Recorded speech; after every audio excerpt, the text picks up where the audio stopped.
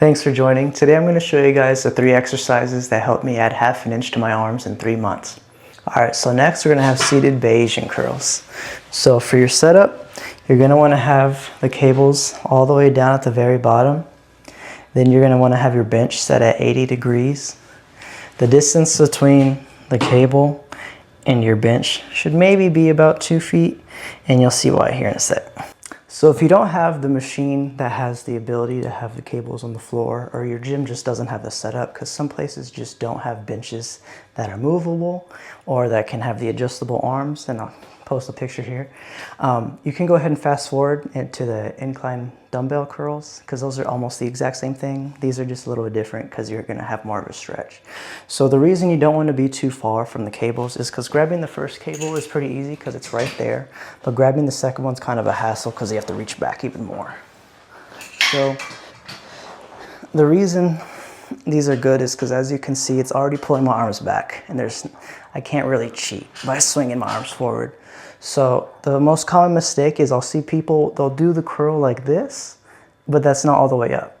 This is all the way up. So they'll go down to here, and then they'll cheat like that.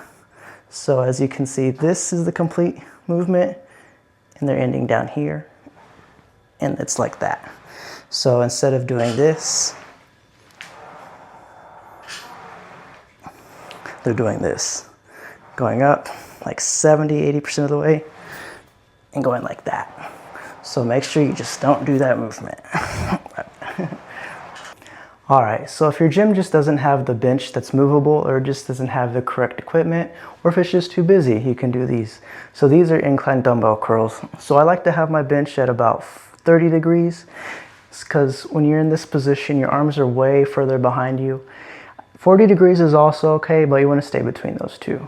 So with these, the most common mistake I'll see is people start swinging the weight like that, and you're using momentum. You want to keep your elbows tucked in and do the curl like that.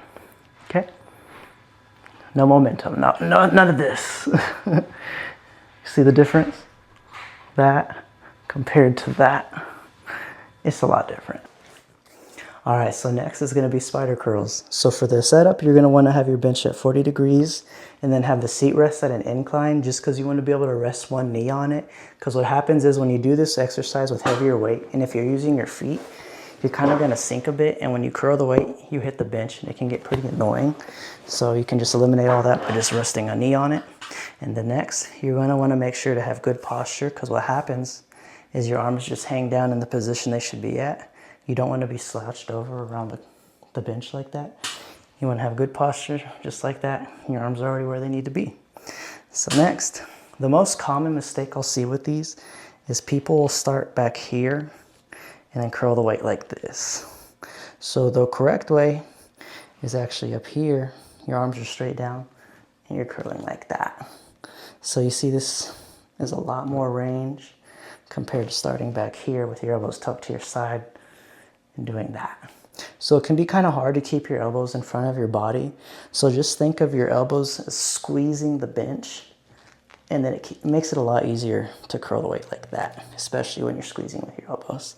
And also it kind of eliminates the swinging thing if you have the issue of doing that, because starting back here, it's kind of like you're on a hinge. It's a lot easier to move it like that.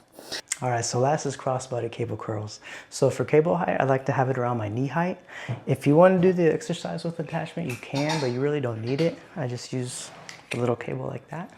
So I'll see a lot of people start like this and just start curling like that.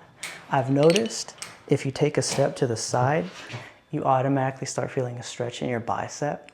And as far as hand placement goes, you're going to want to have the cable in front of your body. So from the side, when you're curling, it's going to look like that. So grab the cable, step to the side, and if you do this, you'll notice it immediately. Like you automatically feel a stretch right in here in your bicep. So just bring it to the opposite shoulder, just like that. Okay? Just don't make the mistake of swinging your body and using momentum like that. Okay? So just stay in place, just like that. Well, that was it for my biceps day. I hope I was able to help a few of you guys out. If you have any questions, feel free to ask. I'd be happy to help, and thanks for watching.